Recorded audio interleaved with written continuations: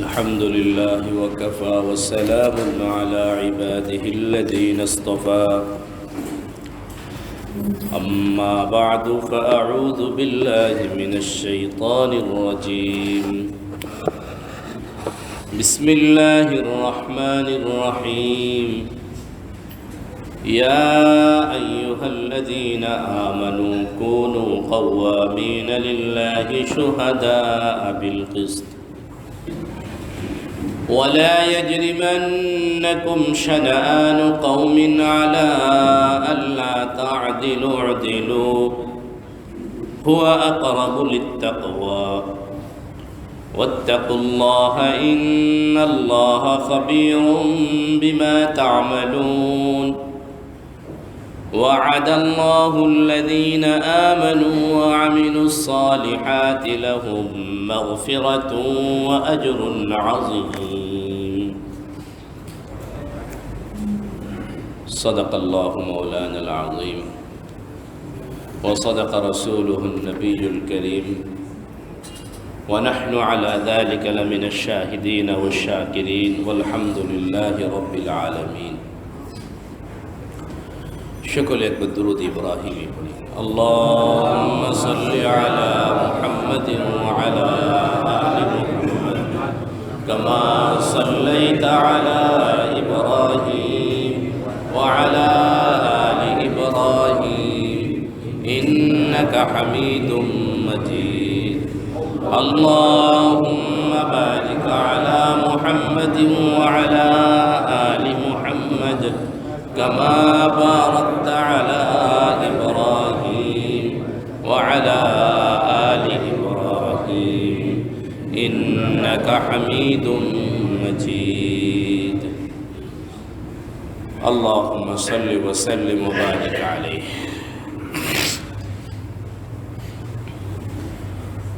الحمد لله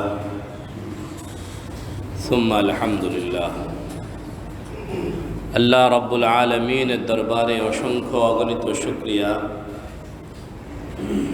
যিনি আমাদেরকে মাগরিবের নামাজ জামাতের সাথে জামে মসজিদে আদায় করার তৌফিক দান করেছেন। সে মাবুদের শুকরিয়া আদায় করি বলে আলহামদুলিল্লাহ। নামাজের পরে আল্লাহ রাব্বুল আলামিন আমাদেরকে কোরআনুল কারীমের মজলিসে, কোরআনুল কারীমের সান্নিধ্যে কিছু সময় কাটানোর উদ্দেশ্যে বসার তৌফিক দান করেছেন। এই জন্য অন্তরের অন্তঃস্থল থেকে আবারও শুকরিয়া আদায় করি বলে আলহামদুলিল্লাহ। সূরাতুল মাইদা এর ৮ নম্বর এবং ৯ নম্বর আয়াত আপনাদের সামনে তিলাওয়াত করা হয়েছে।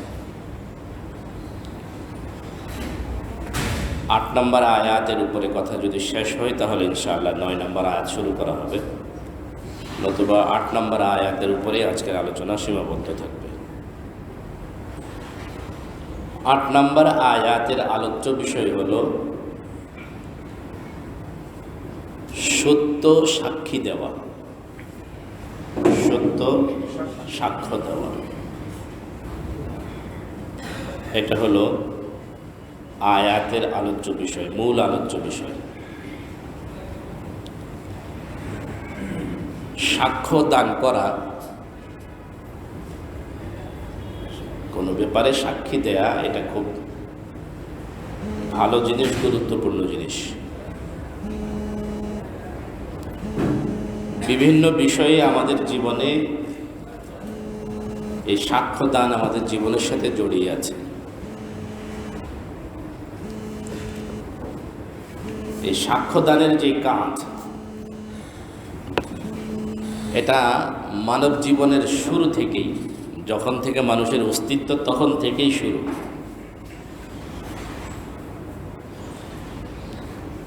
সর্বপ্রথম আমরা আল্লাহ রাব্বুল আলামিনের ব্যাপারে, আল্লাহ রাব্বুল আলামিনের রুবুবিয়তের ব্যাপারে সাক্ষী দিয়েছিলাম।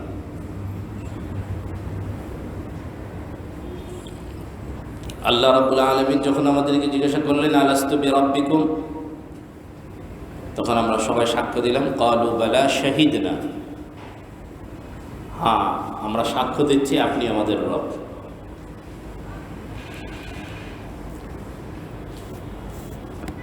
এরপরে আমাদের এই সাক্ষ্যদানের সিলসিলা দুনিয়াতে আসার পরেও শুরু এবং চলমান রয়েছে। আমরা আল্লাহ রাব্বুল আলামিনের একত্ববাদের সাক্ষ্য দিয়েছি, রসূল করিম সাল্লাল্লাহু আলাইহি ওয়াসাল্লামের রিসালাতের সাক্ষ্য দিয়েছি, কোরআন আল্লাহর কিতাবে সাক্ষ্য আমরা দিয়েছি।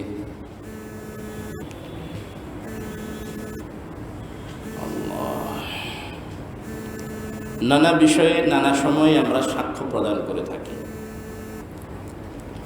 এবং এই সাক্ষী দানের, সাক্ষ্য প্রদানের এই ধারাবাহিকতা কিয়ামত পর্যন্ত চলবে, কিয়ামতের মাঠেও চলবে। কোথায়? কিয়ামতের ময়দানে।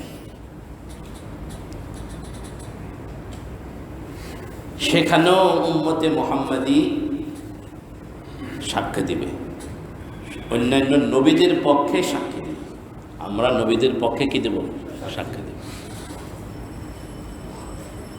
সাক্ষী দেওয়া এটা এমন একটা কাজ, যে কাজটা শুধু মানুষের সাথে সম্পর্কিত তেমন না, বরং আল্লাহ নিজেও বলেন, আল্লাহ নিজেও সাক্ষী দেয়। কোরআন শরীফ এক আয়াত আল্লাহ বলছেন, শাহিদাল্লাহু আন্নাহু লা ইলাহা ইল্লা হুয়া ওয়াল মালাইকাতু ওয়া উলুল ইলমি কাইমান বিল কিসত।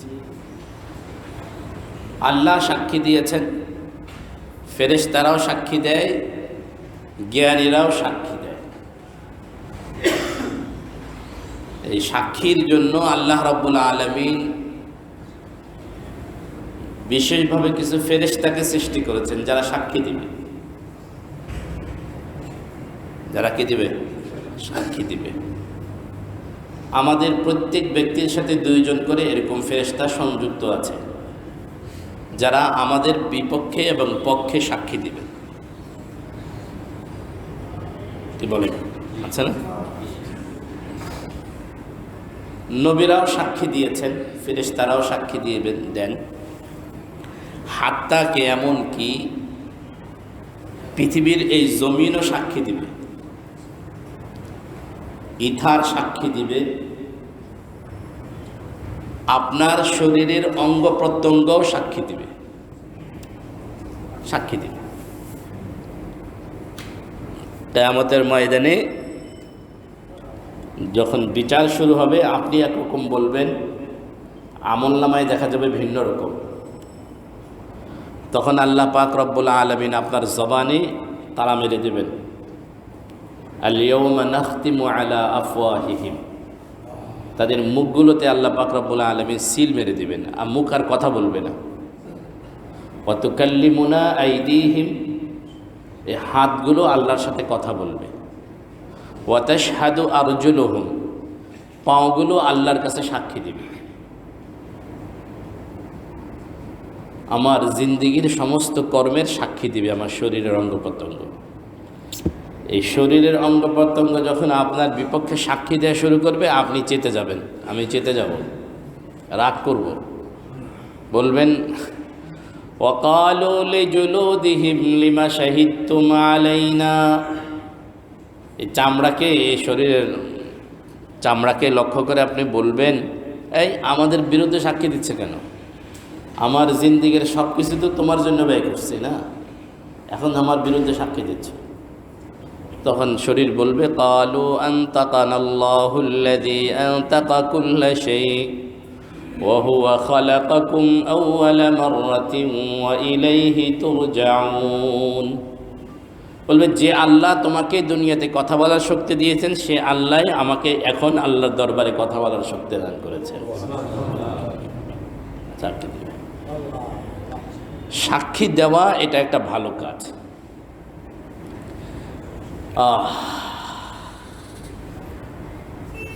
এই সাক্ষীর কারণে, সাক্ষী দেওয়ার কারণে অনেকের দাম বেড়ে গেছে, দাম বেড়ে গেছে, মর্যাদা বেড়ে গেছে। কি বেড়ে গেছে? বিশেষ মর্যাদায় ভূষিত হয়েছেন শুধুমাত্র সাক্ষ্য দেওয়ার কারণে।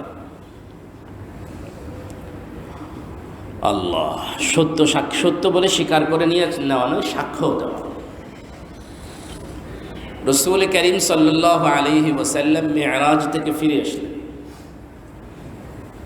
সকালবেলা যখন মক্কাবাসীদের সামনে মেরাজের ঘটনা বর্ণনা করলেন, কি মক্কার লোকেরা মেনে নেয়নি, মক্কার লোকেরা কে নেয়নি, হাসি উপহাস শুরু করছে, ঠাট্টা বিদ্রুপ শুরু করছে। যেখানে আমাদের বাইতুল মাকদিস যাইতে মাসখানেক সময় লাগে, সেখানে মুহাম্মদ এক রাতেই বাইতুল মাকদাস, শুধু না বাইতুল মুকাদ্দাস থেকে সে একদম সপ্তম আকাশ ভ্রমণ করে আরশ কুরসি দেখে ফিরে চলে আসছে। এটা কিভাবে সম্ভব? হাসাহাসি করছে। তো একদল এই হাসাহাসির খবরটাকে আর একটু চটকদার করার জন্য দৌড় দিয়ে গেছে আবু বকর সিদ্দিক রাদিয়াল্লাহু আনহুকে একটু মজা লাগাইয়া শোনাবে আর কি, একটু মজা নিবে। আবু বকর সিদ্দিক রাদিয়াল্লাহু আনহুর সামনে যখন বিজয়ীরা বলল, আবু বকর সিদ্দিক বলেন, আমি সাক্ষ্য দিচ্ছি যে তিনি সত্য বলেছেন, তিনি গিয়েছেন।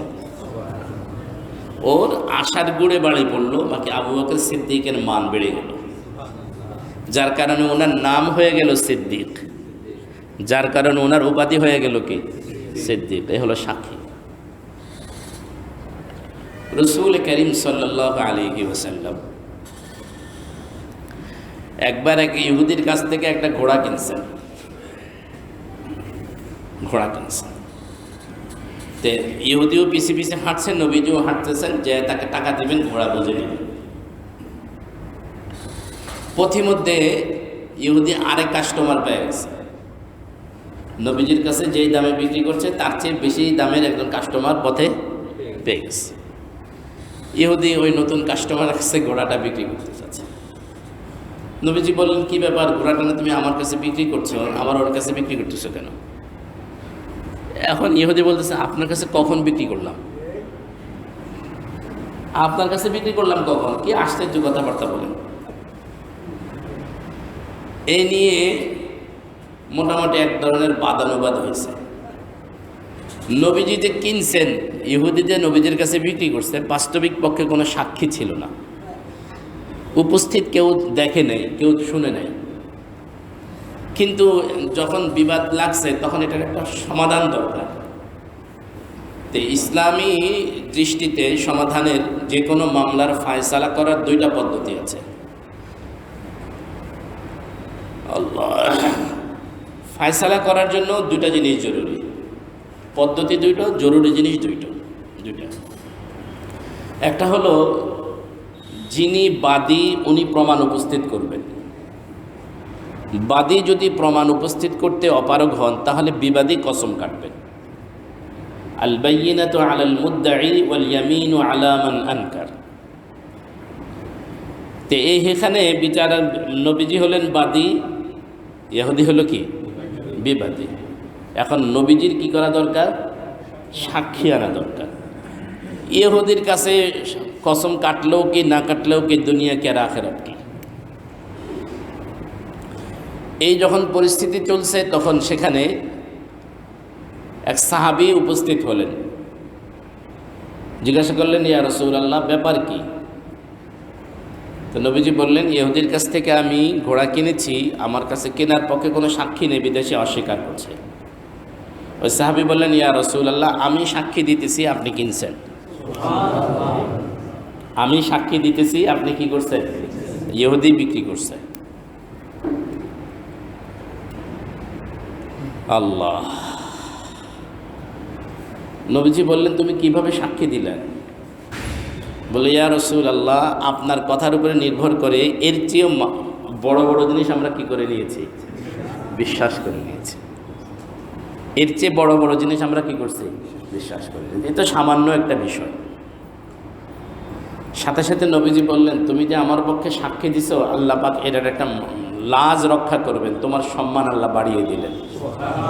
কি বললেন? তোমার একার সাক্ষী দুইজনের সাক্ষীর সমপরিমাণ। বিষয়টা কি? বিষয়টা হলো এই, ইসলামে অনেক ক্ষেত্রে সাক্ষীর প্রয়োজন, বহু ক্ষেত্রে যেখানে সাক্ষীর প্রয়োজন সেখানে ইসলাম দুইজন পুরুষের সাক্ষীকে শর্ত করেছে। কি দুইজন পুরুষের সাক্ষীকে কি করেছে ইসলাম? কোনো কোনো জায়গায় দুইজন, কোনো কোনো জায়গায় চারজন। যেখানে কমসে কম দুইয়ের নিচে সাক্ষী চলে না। যে কোনো বিচারে কয়জন সাক্ষী লাগবে? দুইজন পুরুষ। কয়জন? যদি দুইজন পুরুষ না পাওয়া যায় তাহলে একজন পুরুষ দুইজন নারী। যদি দুইজন সাক্ষী না পাওয়া যায় তাহলে কত? একজন পুরুষ এবং দুইজন নারী। তাহলে ইসলামের ইতিহাসে সাধারণ অবস্থায়, ইসলামী শরীআয় সাধারণ অবস্থায় কয়জন সাক্ষী লাগবে? কিন্তু ওই সাহাবীকে নবীজি বললেন, তোমার একার সাক্ষী দুইজনের সাক্ষীর সমপরিমাণ। তুমি যদি কারো পক্ষে একা সাক্ষী দাও, তোমার একা সাক্ষী দুইজনের সাক্ষী হিসাবে কি হবে? গ্রহণযোগ্য হবে। এটা ওই সাহাবীর সাক্ষীর কারণে, নবীজির পক্ষে সাক্ষ্য দানের কারণে ওনার মান বেড়ে গেছে। আল্লাহ আমাদেরকে বুঝার তৌফিক দান করেন। সাক্ষ্যদান ইসলামের শরিয়ার অনেকগুলো বিষয়কে বাস্তবায়িত করার জন্য সাক্ষী জরুরি। ইনসাফ কায়েম করার জন্য, আদল কায়েম করার জন্য সাক্ষী জরুরি। আদল, ইনসাফ কায়েম করার জন্য কি জরুরি? সাক্ষী জরুরি। এই জন্য সাক্ষী ছাড়া কোনো বিচারের মধ্যে আদল তৈরি হয় না, ইনসাফ আসে না। যেই বিচারে সাক্ষী নেই সেই বিচারটা ইনসাফপূর্ণ হয় না। সাধারণ ক্ষেত্রে ইনসাফপূর্ণ হবে না। এই জন্য বিচার বাস্তবায়ন করার জন্য সাক্ষী দরকার। দেখেন সাক্ষীর গুরুত্ব ইসলামে এত বেশি, আল্লাহর কাছে কত বেশি।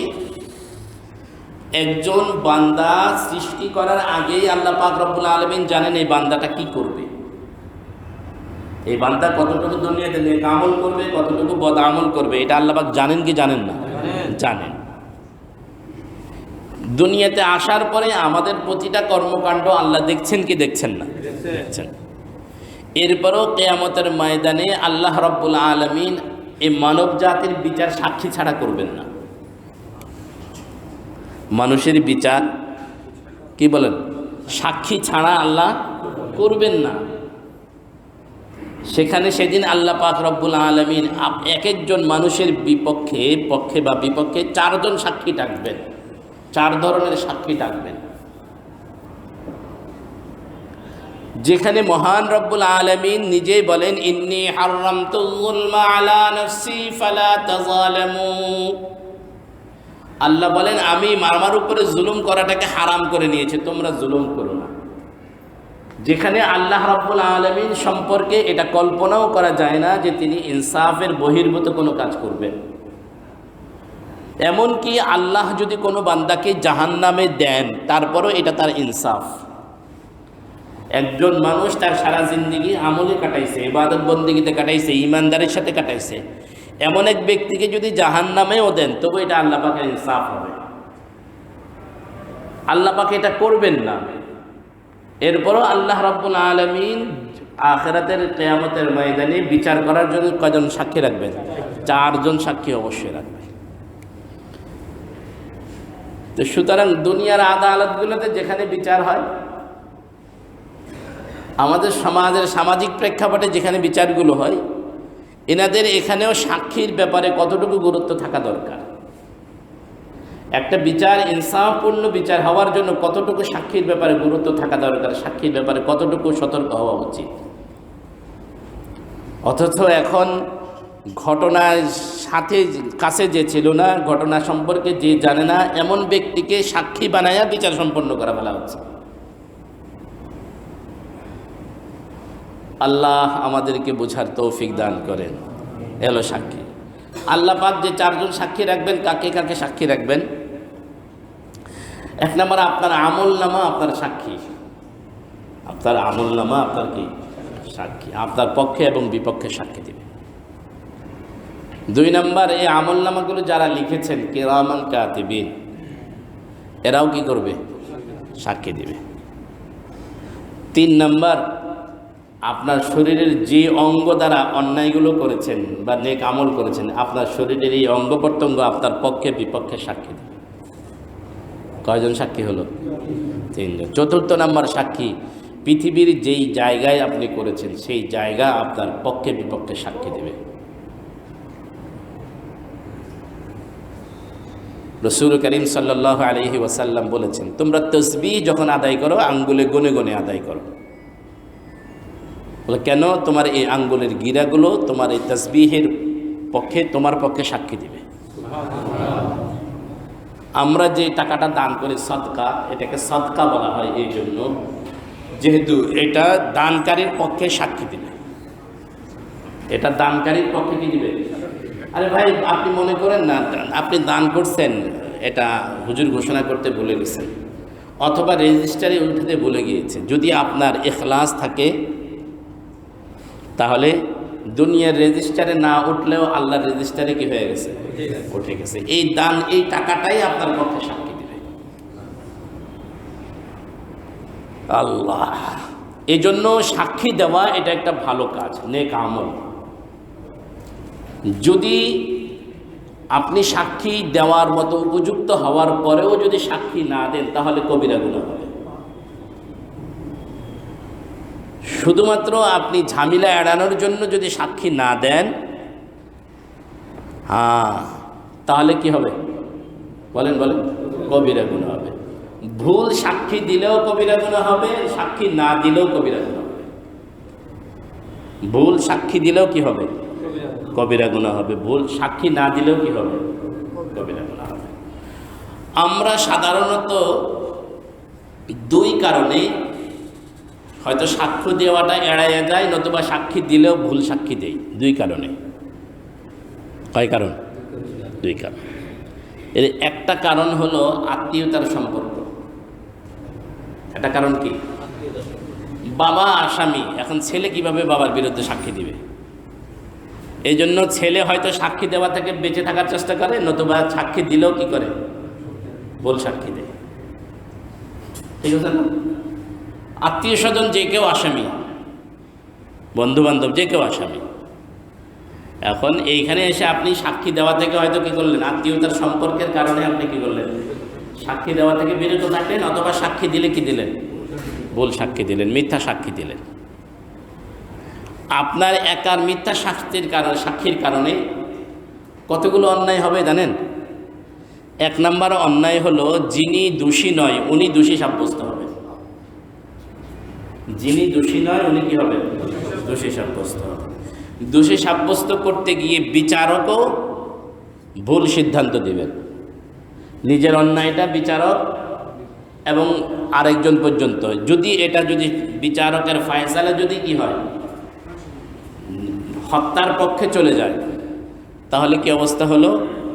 আপনার একটু ভুল সাক্ষীর কারণে একজন মানুষের জান চলে গেল। শুধু এতটুকু না, যে ব্যক্তিটা নিহত হলেন, বিচারে হত্যার আসামি হলেন, নিহত হওয়ার ফায়সালা হলো, তার ছেলে সন্তান বউ বাচ্চা যারা আছে তাদেরকেও আপনি কষ্টের মধ্যে ফেলে দেবেন,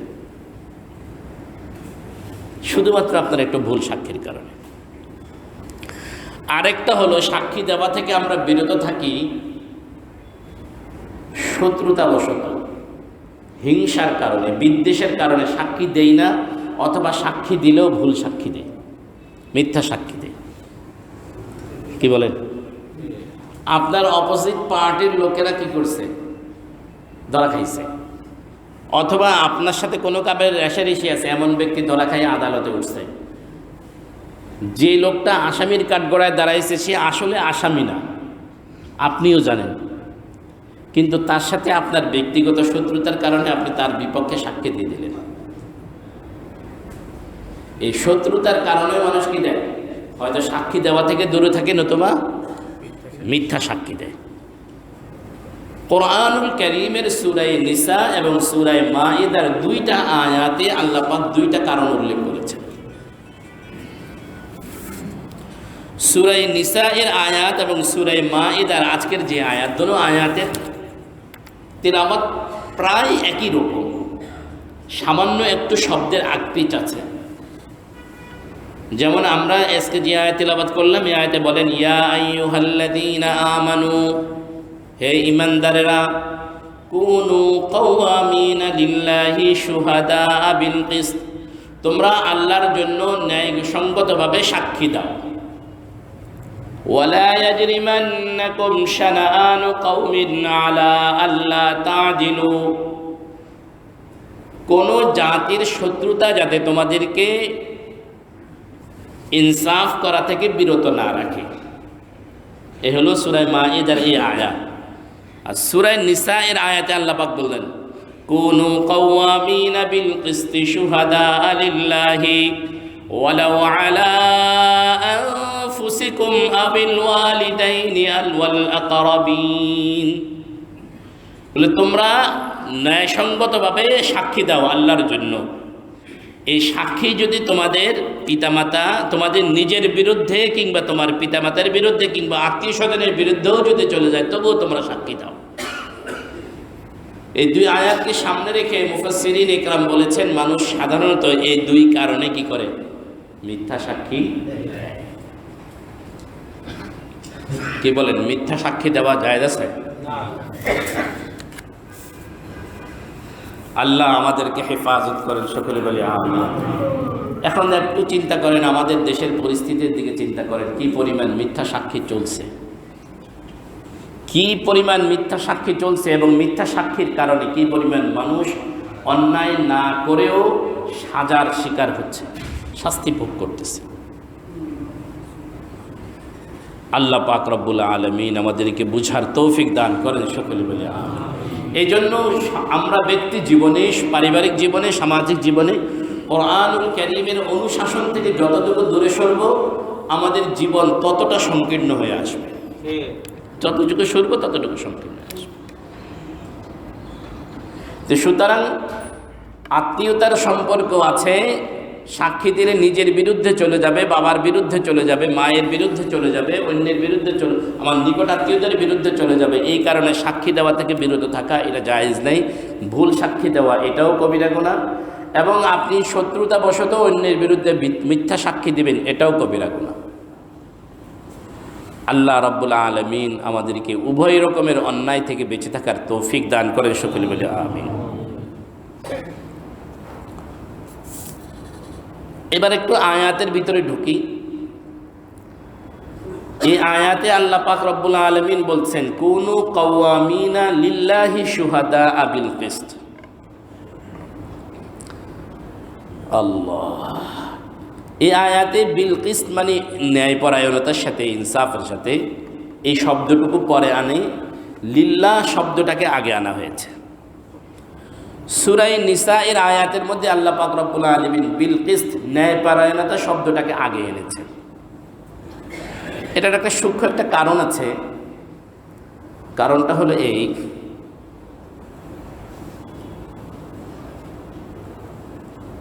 যারা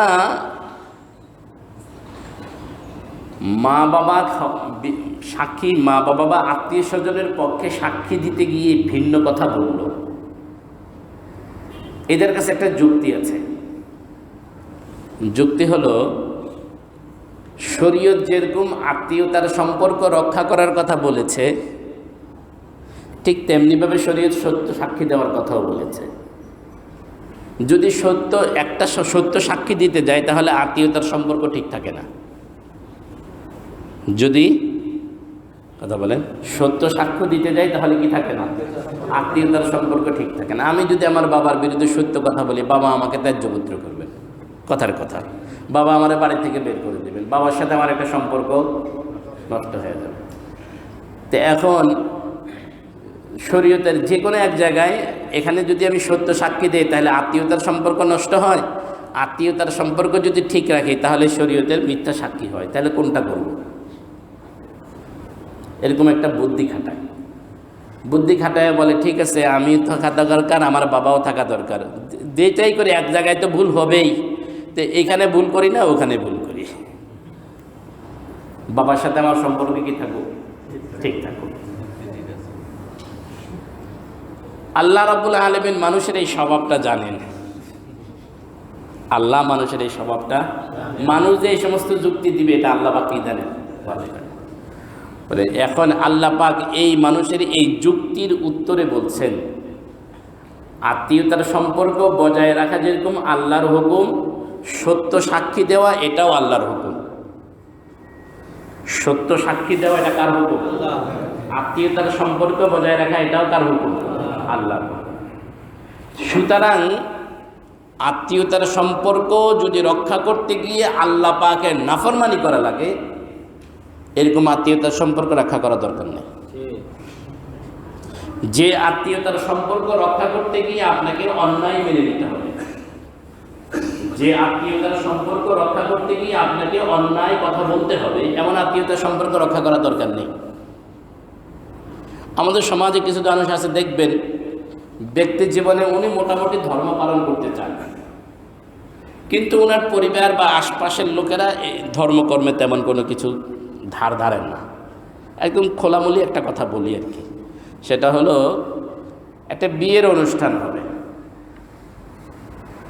বাবা মোটামুটি ধর্মকর্ম পালন করে, পরিবারের ওরা ছেলেও পালন করে না, মেয়েও পালন করে না, অন্যরাও পালন করে না, শালা সম্বন্ধীরাও করে না। এখন মেয়ের বিয়ে উপলক্ষে কনসার্টের আয়োজন চলছে, আরও যা যা এখন আমাদের সমাজে হয় সবই চলছে। আন্তরিকভাবে বাবা চান না এটা হোক, কিন্তু যদি এটার বিরুদ্ধে বলেন তাহলে ছেলে মেয়ে আত্মীয় স্বজন সবাই কি হয়ে যাবে? আরে অসন্তুষ্ট হবে। উনি আল্লাহকে অসন্তুষ্ট করতে রাজি হন, কিন্তু আত্মীয় স্বজনকে অসন্তুষ্ট করতে রাজি হন না। কি বলে? এমন না আমাদের সমাজ? এমনই। শ্বশুর বাড়িতে গেছে, শালির সাথে দেখা না করলে শালি রাগ করবে, শাশুড়ি রাগ করবে, এই জন্য উনি এখানে দেখা করেন। আত্মীয়তার সম্পর্ক তো বজায় রাখা লাগবেই। এরকম হয় আমাদের সমাজে।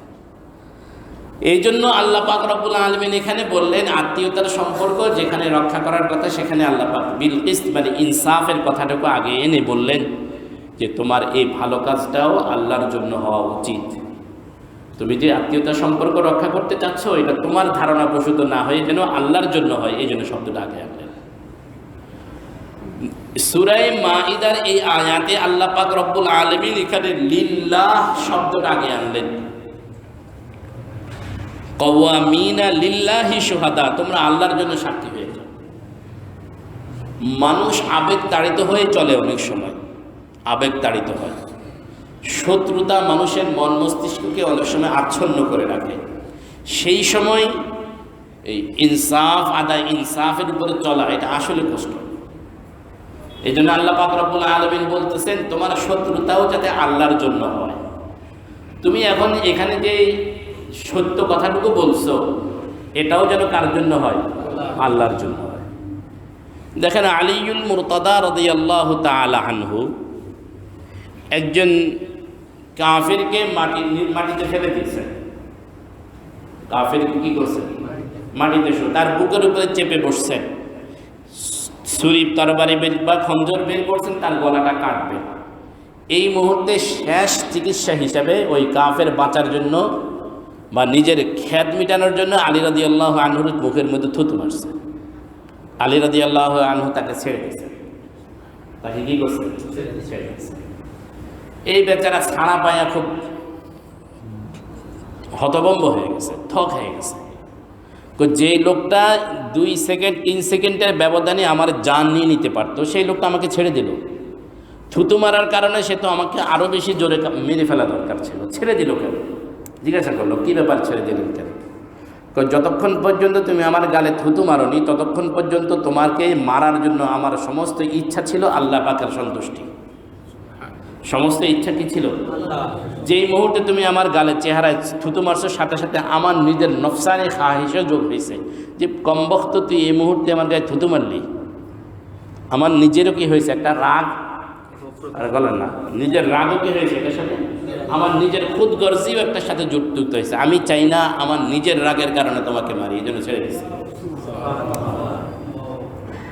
এখানে একটা প্রাসঙ্গিক কথা বলি। যারা শিক্ষক আছে কিংবা বাবা মা আছে, আমরা অনেক সময় ছাত্রদেরকে কিংবা বাচ্চাদেরকে শাসন করি। কি করি? শাসন করি। শাসন আপনাকে করতে হবে, এটা আপনার জিম্মাদারি, বাচ্চার হক তাকে শাসন করা। কিন্তু অনেক সময় বাচ্চার শাসনের তুলনায় নিজের রাগটাকে প্রাধান্য দেয়। বাচ্চার গায়ে হাত তুলছি বাচ্চাকে শাসন করার জন্য নয়, আপনার রাগ ঠান্ডা করার জন্য। ছাত্রের গায়ে আপনি হাত তুলছেন ছাত্রের তারবিয়তের জন্য নয়, আপনার যে এখন রাগ উঠছে এটাকে ঠান্ডা করার জন্য। আপনার রাগ ঠান্ডা করার জন্য ছাত্রের গায়েও হাত তোলা যায় না, বাচ্চার গায়েও হাত তোলা যায় না। কথা আমি বুঝাতে পারবো? এদিকে লক্ষ্য রাখি। আমাদের প্রতিটা বাবারই এরকম হয়, আমিও এর বাইরে নই, হয়, কারণ মানুষ। বাকি কথাগুলো আপনাদেরকে বললাম যাতে আমার ভিতরে আমল আসে, আমার মধ্যেও যাতে আমল করার যোগ্যতা তৈরি হয়, এই জন্য কথাগুলো আপনাদেরকে বললাম। আল্লাহ পাক আমাকে আপনাদের সকলকে আমল করার তৌফিক দান করেন। এই জন্য আশরাফ আলী থানভী রহমতুল্লাহ আলাইহি বলছেন, ছাত্র এবং বাচ্চাদেরকে তারবিয়তের জন্য মারার দরকার যদি পড়ে তাহলে যে সময় তোমার রাগ থাকে ওই সময় মাইরো না, যে সময় তোমার রাগ বেশি ওই সময় কি করো না, মারো না। তোমার রাগ ঠান্ডা হয়ে যাওয়ার পরে তাকে ডাকো, ডেকে তাকে মারো, তাকে শাসন করো, এটা হবে প্রকৃত শাসন। আল্লাহ পাক আমাদেরকে বোঝার তৌফিক দান করেন। এই জন্য আমরা তাহলে কি করব, শত্রুতার কারণে যদি আমার মন মস্তিষ্ক যদি আচ্ছন্ন থাকে, সেখানে আমার সাক্ষী দিতে যদিও আমি আরেকটা সাধারণ কথা বলি। সাধারণ কথাটা হলো এই, যেমন আপনি জানেন এখন সারা বিশ্বে মুসলমানরা ইহুদি খ্রিস্টান হিন্দু বৌদ্ধ দ্বারা নির্যাতিত। ইহুদি খ্রিস্টান হিন্দু বৌদ্ধ দ্বারা কি নির্যাতিত। তা আপনি সাক্ষী, একদিকে মুসলমান আর একদিকে হিন্দু, আপনাকে সাক্ষ্য দিতে হবে। মুসলমানরা নির্যাতিত হওয়ার কারণে, স্বাভাবিক কারণে হিন্দুর প্রতি আপনার মনে এক ধরনের কি আছে, ক্ষোভ আছে। প্রকৃত অর্থে আপনার জানা মতে মুসলমান লোকটাই আসামি, হিন্দু লোকটা কি দোষী। এখন আপনার ভিতরে যেহেতু হিন্দুদের প্রতি এক ধরনের কি রয়েছে, ক্ষোভ আছে, যে সারা এরা কাশ্মীরে মুসলমানদের প্রতি যা অন্যায় করতেছে, ভারতের মুসলমানদের প্রতি যে অন্যায় করছে, এদেরকে আসলে শাস্তি হওয়া উচিত। এখন বলেন তো দেখি আপনি কি করবেন? আপনি কি সত্য কথাটা বলবেন, না মনের ক্ষোভটা খ্যাটটা মিটাবেন, মিটাইয়ে হিন্দুর বিরুদ্ধে সাক্ষী দিয়ে দিবেন? কি করবেন? এই ক্ষেত্রে আল্লাহ বলেন যে তুমি যদি এখন হিন্দুর পক্ষে সাক্ষী দাও, এটা হিন্দুর জন্য নয় বরং আল্লাহকে সন্তুষ্ট করার জন্য সাক্ষী দাও। এই জন্য বলছেন লিল্লাহি শুহাদা, আল্লাহর জন্য তুমি সাক্ষী দাও। রাসূল করিম সাল্লাল্লাহু আলাইহি ওয়াসাল্লামের দরবারে এরকম বিচার আসছে, একদিকে মুসলমান আর একদিকে ইহুদি।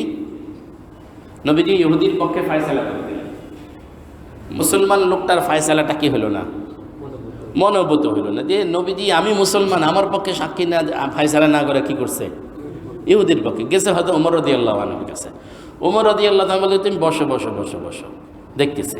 ভিতরে ঢুকছে তরবারি এনে, রসুলের বিচার তোমার পছন্দ হয় না, আমার কাছে ওমরের কাছে আসছে বিচারের জন্য না, নবীজির বিচার তোমার পছন্দ হয়নি। আল্লাহ, তাহলে শত্রুতা বশত, জাতিগত শত্রুতা হোক, যে কোনো শত্রুতা বশত কারো বিরুদ্ধে কি করা যাবে না, মিথ্যা সাক্ষী দেয়া যাবে না। যদি মিথ্যা সাক্ষী দেয় তাহলে কি হবে, কবিরা গুনাহ হবে। আল্লাহ রাব্বুল আলামিন আমাদেরকে এই জাতীয় কবিরা গুনাহ থেকে হেফাজত করে, সকলে বলে আমিন। বাকি একটা কথা মনে রাখেন, আপনি তো সাক্ষী দিবেন, কিন্তু বর্তমান বিচার ব্যবস্থায় আসামির তুলনায় সাক্ষীর সাজাটা বেশি হয়ে যায়। কি বললাম? আসামির তুলনায়, আর কথা বলেন না কেন, সাক্ষীর সাজাটা কি হয়ে যায়, বেশি হয়ে যায়। যদি কোনোভাবে আপনি কোনো একটা মার্ডার কেসের সাক্ষী হন, যে লোকটা মারা গেল সে তো বেঁচে গেল, দুনিয়ার ঝামেলা থেকে সে কি হয়ে গেল, বেঁচে গেল। যে মার্ডার করলো সে তো জেলখানে ঢুকে বসে এলো। আপনি যে বাইরে আছেন, সকাল সন্ধ্যা দুপুর রাত দিন কোনো টাইম বাদ নাই যে সময় পুলিশ আপনার বাড়িতে হাজির না হয়েছে। এই পরিমাণ হয়রানির শিকার হতে হবে যে এখন মানুষ কি করে, বাধ্য হয়ে কোনো ঘটনা দেখলে আস্তে করে পাশ কেটে চলে যায়। কথা ঠিক না? এটা হলো বাস্তবতা। একটা একদম অতি বাস্তব একটা জীবন, আমার জীবনের একটা ঘটনা আপনাদেরকে বলি। আল্লাহ, আমার এক আত্মীয়, ওনাদের বাড়িতে এক ঘটনা ঘটছে। ওনাদের বাড়ির এক লোকের কাছে অন্য আরেক গ্রামের এক লোক টাকা পাবে। যে লোকটা টাকা পাবে সে আরেক গ্রামের চেয়ারম্যানের ভাগিনা। এই আজ দে কাল দে এভাবে ডেট দিতেছে।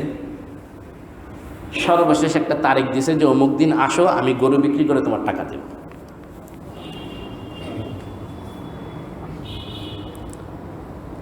আল্লাহ, ওই বেচারা সহজ মনে আসছে দুপুরের দিকে, বলছে কোনটা? তা আমার আত্মীয়দের গরু দেখায়া বলতেছে যে ওই গরুটা নিয়ে তুমি বাজারে যাও, আমি জামা গায়ে দিয়ে আসতেছি। এই বেচারা গরু খুলে নিয়ে হাঁটা দিছে। মাঠে কামলারা কাজ করতেছে, দেখলো যে আরেকজনের গরু নিয়ে আরেকজন হাঁটা দিছে, বাস চিৎকার দিছে, এই গরু চুরি হইতেছে রে। এক চিৎকার দিতে দিতে মাঠের সমস্ত কৃষকরা জমা হয়েছে। সবার হাতের ভিতরে একটা কোদাল ছিল, কোদাল, ছোট নিরানি কোদাল, ধান খেতে কোদাল দিচ্ছে। এটা দিয়ে সবাই একটা করে বাড়ি দিছে আর কি। এই বেচারা বাড়ি খাইয়া মরুক অথবা হার্ট অ্যাটাক করে মরুক, যে কোনো কারণে অন দ্য স্পট মরে গেছে। আমার ওই আত্মীয় মারা যাওয়ার পরে সবাই তো যার যার মতো চলে গেছে, কে মারছে কেউ জানে না। এখন এই লাশটা কি মাঠে পড়ে থাকবে? আমার আত্মীয় এটাকে আনছেন, সুন্দর করে যেভাবে সম্মান করা দরকার এভাবে করলেন। যে সময় মারা যায় ওই সময় উনি ওই এলাকাতেও ছিলেন না, পরে আসছে খবর পেয়ে। কি হলো? পুলিশ আসলো, ইনভেস্টিগেশন হলো। পুলিশ ওনাকে জিজ্ঞাসাবাদ করলো। উনি পুলিশ আসছে দেখা গ্রামের ঐতিহ্য অনুসারে বা ওনাদের পারিবারিক ঐতিহ্য অনুসারে তাদের মেহমানদারির ব্যবস্থা করল। পুলিশের মেহমানদারির মূল্য এভাবে দিল, যাওয়ার সময় ওনাকে জেলখানায় নিয়ে গেল। কারণ উনি সাক্ষী। বুঝেন নাই কথাটা? এই বুড়া মানুষ শেষ পর্যন্ত দীর্ঘদিন পর্যন্ত, প্রায় 2.5 বছর পর্যন্ত জেলখানায় পড়ছেন, অথচ উনি ঘটনার কোনো কিছুই জানেন না। এই কারণে আমরা এখন আমাদের বর্তমান পৃথিবীটা হলো এরকম, এক জায়গায় একজনকে অন্যায়ভাবে মেরে ফেলতে দেখার পরে সাধারণ জনগণ চতুর্পাশ থেকে শুধু দেখে আর অথবা ক্যামেরাবন্দি করে, নির্যাতিত ব্যক্তিকে বাঁচানোর জন্য আগায় আসে না। এর অনেকগুলো কারণের মধ্যে একটা কারণ এটাও যে আপনি সাক্ষী দিতে গেলে বাড়তি একটা ঝামেলার সাথে আপনি কি করলেন, আর কথা বলেন না, জড়ায়। এই কারণে সাক্ষী দেওয়া থেকে আমরা কি থাকি? বিরত থাকি। সাক্ষী দেওয়া থেকে বিরত থাকার আরেকটা কারণ, পুলিশের হয়রানি না হলেও উকিলের হয়রানি থেকে বাঁচা যায় না। পুলিশের হয়রানি থেকে বাঁচলেও আদালতে গিয়ে কার হয়রানি হওয়া লাগে? উকিলের হয়রানি হওয়া লাগে। ছোটকালে শুনছি আর কি গল্প, এক উকিল এক সাক্ষীকে জেরা করতেছে, মার্ডার কেসের জেরা। এখন উকিল সাক্ষীকে জিজ্ঞাসা করে, করিমুদ্দিনে সলিমুদ্দিন মাথায় বাড়ি দিয়েছে, আপনি দেখছেন? সাক্ষী বলে, আমি দেখছি। বলেন তো দেখি, আপনি তখন সলিমুদ্দিন থেকে কত হাত দূরে ছিলেন? আর সাক্ষী কি ম্যাপে দেখছে কত হাত দূরে ছিল? আচ্ছা, যে লাঠিটা কি দিয়ে বাড়ি দিছে? বলে লাঠি দিয়ে বাড়ি দিচ্ছে। যে লাঠি দিয়ে বাড়ি দিচ্ছে সেই লাঠিটা কত হাত লম্বা ছিল বলতে পারবেন? ওই লাঠিটা কি সালবাকলওয়ালা ছিল না সালবাকল ছাড়া ছিল? লাঠিটা কোন মাথায় সে ধরা ছিল? মোটা দিক ধরা ছিল না ছোট চিকন দিক ধরা ছিল? বাড়িটা সে কিভাবে দিয়েছে? এইভাবে যখন জেরা করা শুরু করে তখন সাক্ষীর অবস্থা কি হয়? সাক্ষী তো দেখাও কি এখন বেদিছে। তখন বিচারক নাকি কলমটা মুখের মধ্যে দিয়ে কামড়ায় আর বলে, উকিল এরকম জেরা যদি আমারও করো আমিও জবাব দিতে পারবো না। এই উকিলরা এই জাতীয় জেরা করে এই জন্য তার মক্কেলকে বাঁচানোর জন্য, মক্কেলকে বাঁচানোর জন্য এমন সব প্যাচের প্রশ্ন করে যে সেখানে সাক্ষী দিতে গিয়ে সাক্ষী নিজে আসামির কাঠগড়ায় দাঁড়ায় যায়। এই কারণেও কি করে? সাক্ষী থেকে বিরত থাকে। মানুষের এই স্বভাব প্রকৃতি আল্লাহ পাক জানে। এই জন্য আল্লাহ রাব্বুল আলামিন যেখানে সাক্ষী দেওয়ার কথা বলেছেন, এখানে এটাও বলে দিয়েছেন সাক্ষীকে কষ্ট দেওয়া যাবে না। ওয়ালা ইউদাররা কাতিবুন ওয়ালা শাহীদ, যিনি সাক্ষী দিবেন ওনার কোনো ক্ষতি সাধন করা যাবে না। সাক্ষী দিতে আসলো কেন আপনি আদালত চত্বর থেকে গায়েব করে ফেলবেন, এই অধিকার আপনার নাই। আপনি সাক্ষী দিতে আসলে কি আদালত চত্বর থেকে আপনি গায়েব করে ফেলবেন, এই অধিকার। ওয়ালা ইউদাররা কাতিবুন ওয়ালা শাহীদ, যিনি আপনার মামলা লিখলো তাকেও কষ্ট দেওয়া যাবে না, যিনি আপনার মামলার পক্ষে সাক্ষী দিল তাকেও কি দেওয়া যাবে না, কষ্ট দেওয়া যাবে না। আল্লাহ রাব্বুল আলামিন আমাদেরকে বুঝার তৌফিক দান করে, সকলে বলি আমিন। এই সাক্ষী শব্দটার অর্থের অনেক ব্যাপকতা আছে। শেষ কথা, এই সাক্ষ্য শব্দটার কি আছে, অর্থের কি আছে, ব্যাপকতা আছে। এতক্ষণের আলোচনা থেকে আপনারা বুঝলেন সাক্ষী মানে কি, একজনের পক্ষে অন্যজনের বিপক্ষে আপনার কিছু বলা, এটাই তো সাক্ষী বুঝলেন। আচ্ছা, এখানে আরেকটা কথা আমি একটু বলি প্রাসঙ্গিক। আমাদের রসুল করিম সাল্লাল্লাহু আলাইহি ওয়াসাল্লামকেও আল্লাহ পাক রব্বুল আলামিন বলেন ইন্না আরসালনাকা শাহিদান, রসুল আমি আপনাকে সাক্ষী রূপে কি করেছি, প্রেরণ করেছি। তাহলে আমাদের নবীও কি সাক্ষী। আমি এই বিষয়ের উপরে জুমায়ে মুস্তাকিল আলোচনা করেছি, স্বতন্ত্র আলোচনা করেছি। আমাদের নবী সাক্ষী হিসেবে প্রেরিত হয়েছেন। কার পক্ষে নবীজি সাক্ষী দিবেন? একটা হলো নবীজি আল্লাহর পক্ষে সাক্ষী দিবেন, আর একটা হলো নবীজি নবীদের পক্ষে সাক্ষী দিবেন, আর একটা হলো উম্মতের পক্ষে সাক্ষী দিবেন। ওইটা নিয়ে আমি বিস্তারিত আলোচনা করব না। এখানে যে পয়েন্ট আপনাকে বোঝাতে চাই সেটা হলো এই, বলেন তো দেখি এতক্ষণে আলোচনা থেকে কি বুঝলেন? সাক্ষী ঘটনার সামনে থাকতে হয় না, ঘটনার সাথে না থাকলেও সাক্ষী হওয়া যায়। কি বুঝলেন? ঘটনার সময় কি করতে হয়? থাকতে হয়। নবীজি যদি উম্মতের পক্ষে সাক্ষী দিতে হয় তাহলে ঘটনার সময় নবীজি তো সেখানে থাকা দরকার না। কি বুঝলেন? পেঁচে পড়ে গেলেন? আল্লাহ আল্লাহ আমাদেরকে সহি বুঝ দান করেন। এই জন্য আমাদের সমাজে যে সকল ভণ্ডরা আছে, যারা আশেকে রসুল দাবি করে তারা খুব মাতামাতি করে, এরা এই আয়াত দ্বারা বলে নবীজি সব জায়গায় হাজির নাজির। বলেন না নাউজুবিল্লাহ। যদি নবীজি হাজির না হন তাহলে সাক্ষী দিবেন কিভাবে? নবীজি যদি হাজির নাই হবেন, না নাজির যদি নাই দেখবেন তাহলে সাক্ষী দিবেন কিভাবে? কথা বুঝতে পারছেন? এটার অনেক জবাব আছে, আমি সব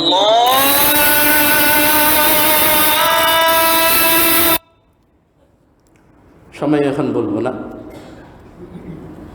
এই আয়াত দ্বারা নবীজির হাজির নাজির হওয়া প্রমাণিত হয় না। এই জন্য আমি একটা কথা বলবো, সাক্ষী দুই রকম। সাক্ষী কয় রকম? দুই রকম। একটাকে বলা হয় ঘটনার সাক্ষী, আর একটাকে বলা হয় আলামতের সাক্ষী। একটাকে কি বলে? কথা বলেন। ঘটনার সাক্ষী, আর একটা কি? আলামতের সাক্ষী। যে কোনো মার্ডার কেসের ঘটনার সাক্ষীও লাগে, আবার পুলিশও সাক্ষী দেয়, ডাক্তারও কি দেয়, দেয় না? ডাক্তারের সাক্ষীও লাগে, পুলিশের সাক্ষীও লাগে। ডাক্তার যে সাক্ষী দিল, ডাক্তার কি সেখানে ছিল? কিসের সাক্ষী দেয় ডাক্তার? আলামতের সাক্ষী দেয়। ডাক্তার আলামত দেখে বলে হ্যাঁ ইনি মার্ডার হয়েছে, ওনাকে মার্ডারের সময় রাইফেলের গুলি ব্যবহার করা হয়েছে, ছুরি ব্যবহার করা হয়েছে, বা ব্যবহার করা হয়েছে, এভাবে উনি। এই জন্য সাক্ষী কয় রকম? দুই রকম। কিছু আলামতের সাক্ষী দেওয়ার জন্য ঘটনার স্থলে থাকা কি নয়? জরুরি না। আলামতের সাক্ষী দেওয়ার জন্য ঘটনাস্থলে থাকা জরুরি না। আলামত দেখেই কি করা যাওয়া যায়? বলে দেওয়া যায়। যাই হোক, আমি বলতেছিলাম একটা কথা, যেটা হলো সাক্ষ্য। এই শব্দটা শাহাদা, আরবিতে শাহাদাত বলে। এই শব্দটার অনেক ব্যাপকতা আছে। সাক্ষীর ক্ষেত্রে যেরকম এই শব্দটা ব্যবহার করা হয়, আমাদের পরীক্ষায় যে সার্টিফিকেট দেয় এটাকেও শাহাদাত বলে। এটাও কি বলে? শাহাদাত। আপনি লেখাপড়া শেষ করার পরে যে সার্টিফিকেট অর্জন করলেন এটাকেও কি বলে? বলে শাহাদা বা সাক্ষী বলে। আমাদের বাংলা পরিভাষায় সাক্ষী না বললেও আরবি পরিভাষায় এটাকে কি বলা হয়? শাহাদা বা সাক্ষ্য বলা হয়। আপনি অসুস্থ মানুষ, কোনো ইয়াতে কাজ করেন, কোনো কোম্পানিতে কাজ করেন, যে কোনো কারণে বাড়িতে আপনি কী হয়ে গেলেন, দেরি হয়ে গেল।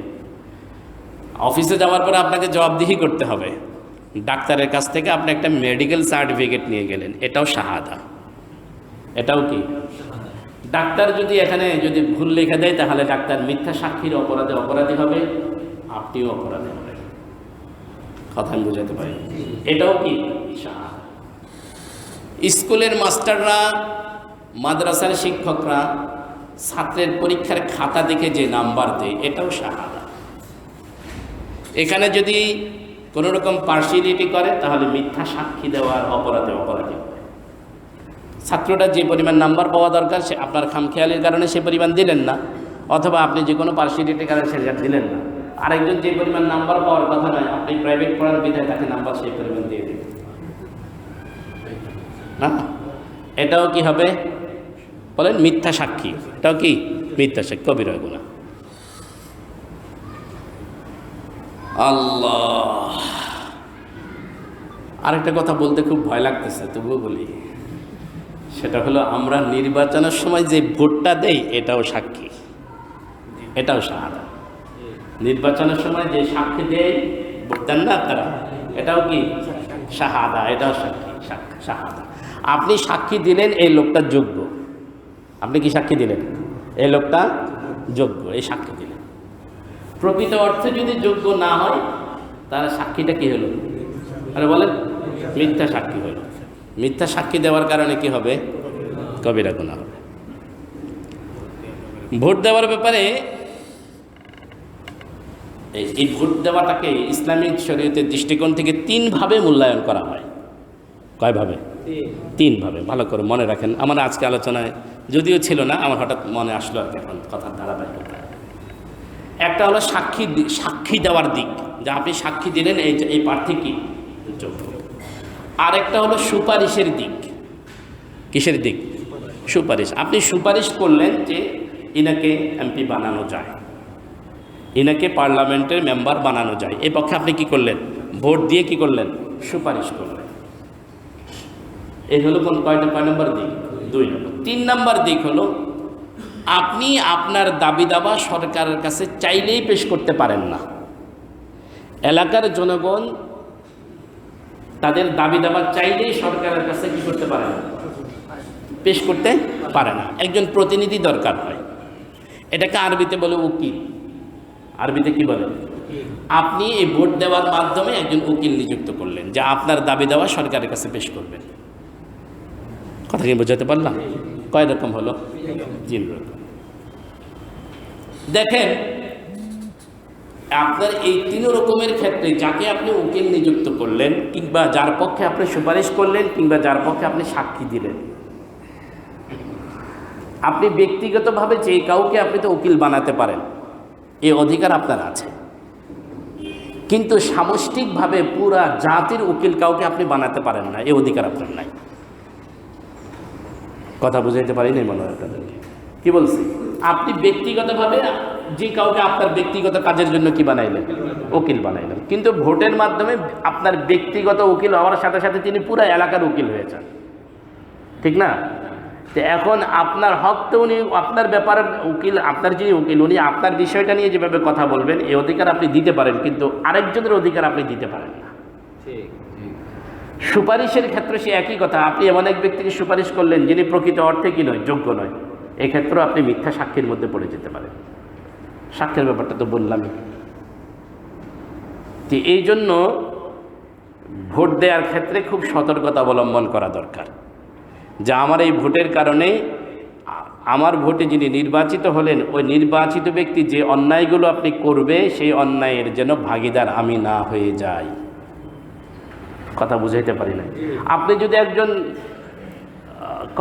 একজন মদখোরকে আপনি কি দিলেন, মদের যিনি ব্যবসা করেন এমন একজন ব্যক্তিকে ভোট দিলেন, আপনার এই ভোটের কারণে উনি সরকারি ক্ষমতা পাওয়ার পরে এই লাইনে যে অন্যায় করবে, সেই অন্যায়ের একটা হিস্সা আপনি পাবেন, পাবেন। এই জন্য নবীজি সাল্লাল্লাহু আলাইহি কোরআন শরীফে আল্লাহ বলছেন, মান জাআ বিল হাসানাতি ফালাহু আশরু আমসালিহা। আপনি নেক কাজ করলেন, এটার বিনিময় পাবেন নবীজি বলছেন আদ-দাল্লু আলাল খাইরি কাফাইলিহি, আপনি ভালো কাজের পথ দেখাইলেন, ভালো কাজ যে করলে সে যে পরিমাণ সওয়াব পেলেন আপনিও সে পরিমাণ পাবেন। অন্য এক হাদিসে বলে মান সান্না সুন্নাতান সাইয়্যাতান ফালাহু আজরুহা ফালাহু ওয়িজরুহা ওয়া ওয়িজরু মান আমিলা বিহা। যে ব্যক্তি খারাপ কাজের পথ দেখাইলো, খারাপ কাজ করে যে পরিমাণ গুনাহ হবে, এর পথ দেখানোর কারণে যারা যত গুনাহ করবে সব গুনাহ একা আপনার কাঁধের উপরে আসবে। এ হলো ভোট দেওয়ার দ্বারা উপকার। বাকি একটা কথা বলি আর কি, বলে ফেলি, সেটা হলো সরকার আপনাদেরকে এই অপরাধ থেকে বাঁচার একটা ব্যবস্থা করে দিছে, এই সরকার মুক্তি দিয়ে দিছে, যা আপনাদের আর কি দিতে হবে না, ভোট দেওয়া। এটা কতটুকু ঠিক বেঠিক সেটা যারা রাজনীতি করেন তারা বিশ্লেষণ করবেন। আমি বাস্তবতার আলোকে শুধু আজকের আয়াতের আলোকে কথা তুলে ধরলাম। আল্লাহ রাব্বুল আলামিন আমাদেরকে কথাগুলো বোঝার ও আমল করার তৌফিক দান করেন। আচ্ছা, এখন যে এতক্ষণ পর্যন্ত আমরা বললাম যে ন্যায় সাক্ষী দাও, ন্যায় সাক্ষী দাও, কেন দরকার? বলে ইদিলু, এটা আদল ইনসাফ কায়েম করার জন্য দরকার। কিসের জন্য দরকার? ইনসাফ। আপনার একটা সাক্ষীর কারণে একজন মানুষ ফাঁসির আসামি হতে পারে, আপনার একটা সত্য সাক্ষীর কারণে আসামি ফাঁসি থেকে বেঁচে যেতে পারে। ইদিলু, ইনসাফ, ইনসাফ। আজকে একদম হলফ করে বলা যাবে আমাদের জেলখানাগুলোতে যতগুলো আসামি সাজা ভোগ করছে, অধিকাংশ আসামি শুধুমাত্র মিথ্যা সাক্ষীর কারণে সাজা ভোগ করছে। শুধু মিথ্যা সাক্ষীর কারণে, অথবা সাক্ষী, ঘটনার আসল যে সাক্ষী সে সাক্ষী নাই, বানাওয়ার সাক্ষী বানাইয়া কি করতেছে? সাক্ষী দেওয়াচ্ছে। এই কারণে এরপরে আল্লাহ বলেন হুয়া আকরাবু লিত্তাকওয়া, বলে এই সাক্ষী ইনসাফ করাটা এটা তাকওয়ার কাছাকাছি বিষয়, তাকওয়ার বিষয়। তাকওয়ার বিষয় মানে কি? বলে তাকওয়ার বিষয় হলো সাক্ষী দেওয়ার ক্ষেত্রে আল্লাহ রাব্বুল আলামিনকে ভয় করা। এক, সাক্ষী দেওয়ার ক্ষেত্রে তুমি যদি আল্লাহকে ভয় করো, তাকওয়া যদি সমাজে প্রতিষ্ঠিত হয়, তাহলে সেই সমাজটা মুত্তাকিদের সমাজ, সেই সমাজটা শান্তির সমাজ। কি বলেন? তাকওয়া মানে কি? তাকওয়া মানে কি আমি ওইভাবে অত ব্যাখ্যা বিশ্লেষণ করবো না, আপনাদের মতো করে বলি। একটা কম্পিউটারে যদি অ্যান্টিভাইরাস দেওয়া থাকে, আমার এই মোবাইলে যদি অ্যান্টিভাইরাস দেওয়া থাকে, তাহলে কি হবে? মোবাইলটা ভাইরাস কি করবে না, আক্রমণ করবে। তা কী হবে? মোবাইলটা যেইভাবে সার্ভিস দেওয়া দরকার সেভাবে সার্ভিস দিবে, এই তো না? কথা বলেন, কি বলছে না? এখন যদি আমি যদি বলি অপরাধ, দুর্নীতি, এগুলোকে যদি ভাইরাসের সাথে যদি তুলনা করি, তাহলে যদি সমাজে তাকওয়া থাকে তাহলে দুর্নীতির ভাইরাসে সমাজ ধরবে না, দুর্নীতির ভাইরাসে সমাজকে আক্রান্ত করবে না, অন্যায়ের ভাইরাসে সমাজকে কি করবে না। সমাজ যদি দুর্নীতির ভাইরাস দ্বারা আক্রান্ত না হয়, তাহলে সমাজ যেভাবে চলা দরকার কি করবে? সেভাবে চলবে। এটাই হলো তাকওয়া। ওয়াত্তাকুল্লাহ, আল্লাহকে ভয় করুন। ইন্নাল্লাহা খাবীরুম বিমা তা'মালুন, আপনি যা করেন সব কিছুর খবর কিন্তু আল্লাহ রাব্বুল আলামিনের কাছে আছে। আপনার প্রতিটা কাজের খবর আল্লাহ রাব্বুল আলামিনের কাছে আছে। আল্লাহ রাব্বুল আলামিন আমাদেরকে কথাগুলো বোঝার, আমল করার তৌফিক নসিব করেন। সকলে বলি আমিন। আল্লাহ